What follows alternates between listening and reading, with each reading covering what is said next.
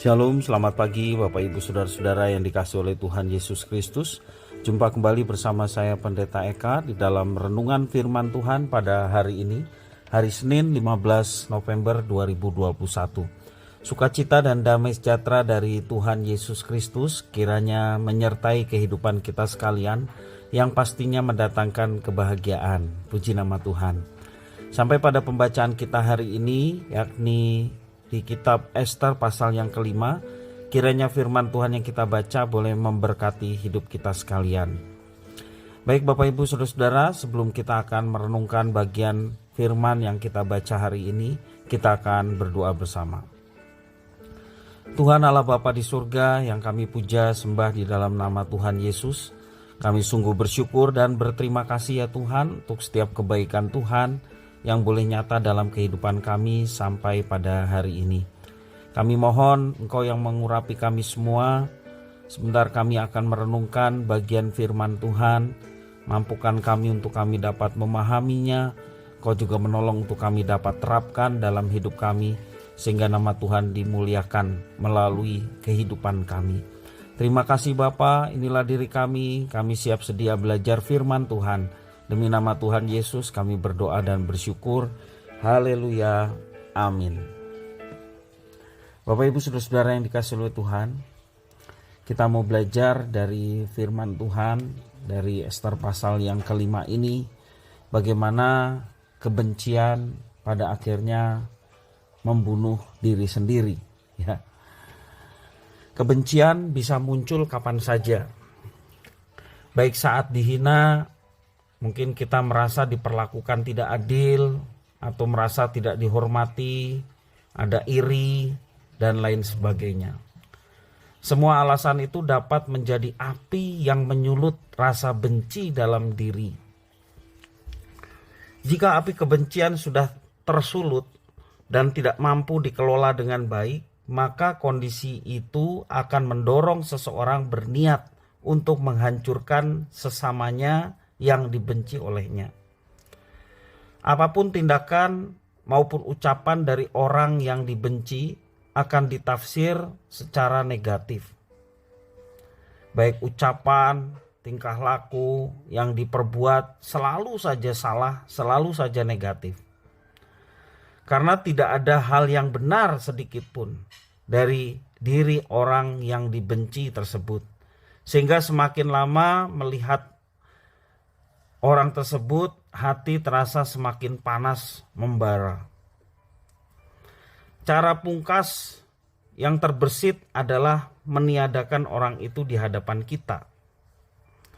Sikap inilah yang kemudian membuat orang terpancing untuk membunuh lawannya. Kalau udah sampai seperti itu, pastilah ini sangat mengerikan. Bapak Ibu Saudara-saudara yang dikasihi oleh Tuhan, sikap Mordekai di dalam teks yang kita baca sepertinya dia tidak terlalu memperdulikan dan membuat hati Haman semakin bertambah panas. Apalagi ketika ia merasa bahwa kedekatannya dengan sang raja adalah kekuasaan yang tidak bisa dilawan oleh siapapun, termasuk juga Mordekai yang hanyalah orang buangan. Demikian juga dia dari etnis Yahudi.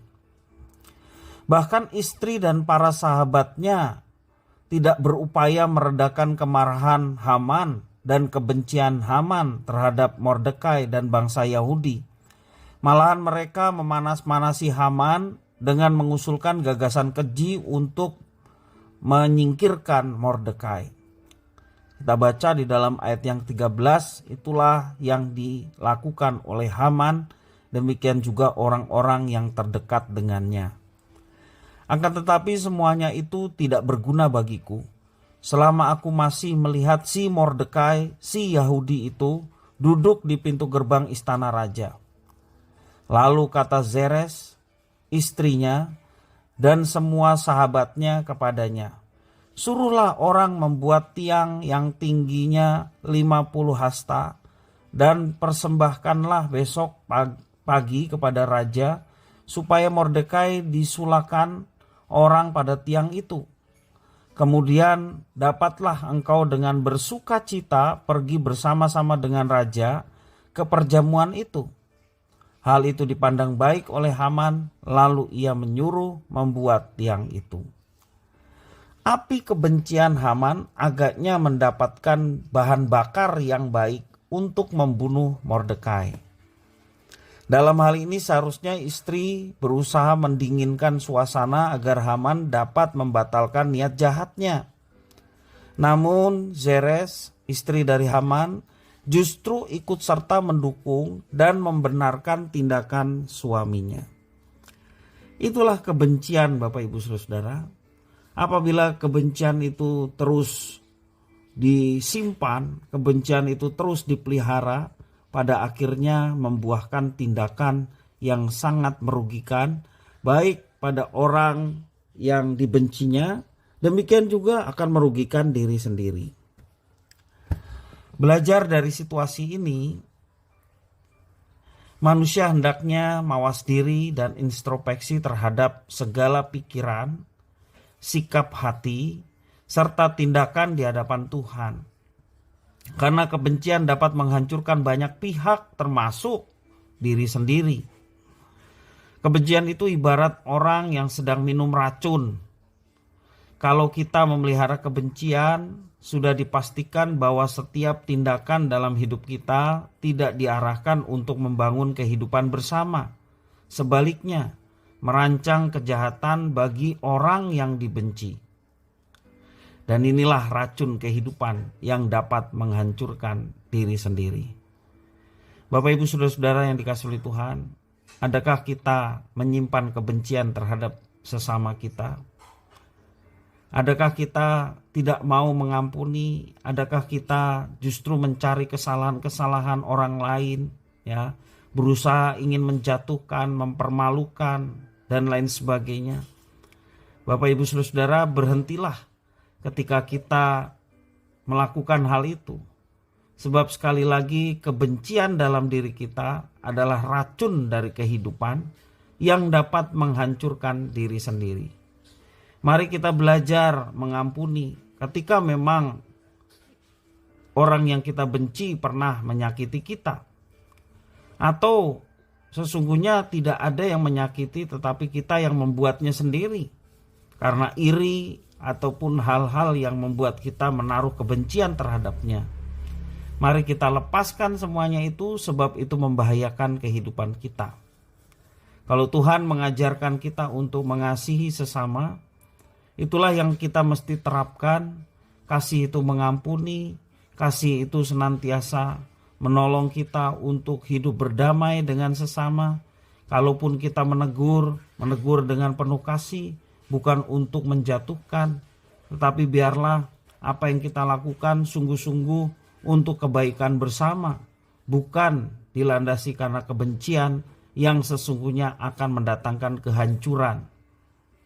Sekali lagi Bapak Ibu Saudara, mari kita buang segala kebencian terhadap sesama.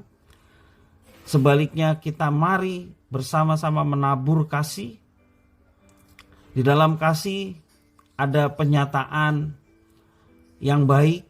Di dalam kasih juga apabila ada teguran yang baik, sehingga segala sesuatunya bertujuan untuk membangun sesama.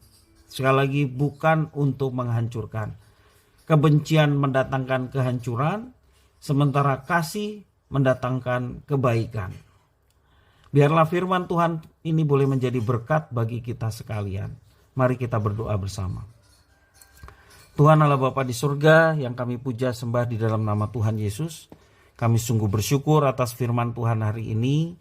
Mampukan kami untuk kami dapat menerapkannya dalam kehidupan kami setiap hari. Terima kasih Bapa, terpujilah namamu, hanya di dalam nama Tuhan Yesus kami berdoa. Amin.